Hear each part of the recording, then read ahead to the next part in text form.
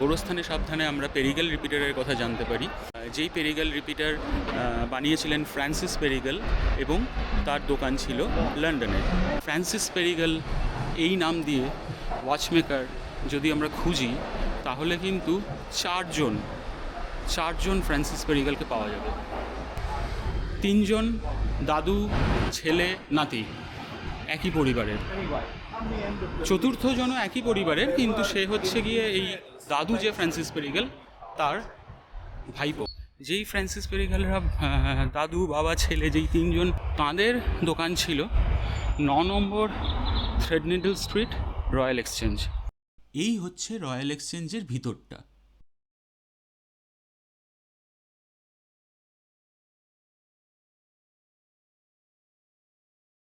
চতুর্থজন, যিনি সব থেকে বড় ফ্রান্সিস পেরিগেলের ভাইপো ফ্রান্সিস পেরিগেল, তার দোকান ছিল বন্ড স্ট্রিটে। এই ফেনউইক্সের বাড়িটা যেখানে ছিল সেখানেই ঊনবিংশ শতাব্দীর প্রথম দিকে ছিল ভাইপো যে ফ্রান্সিস পেরিগেল তাঁর দোকান, 57 নিউ বন্ড স্ট্রিটে। পরে এই রাস্তার বাড়ির নাম্বারগুলো পাল্টানোর ফলে ঠিকানাটা বদলে হয় 62 নিউ বন্ড স্ট্রিট।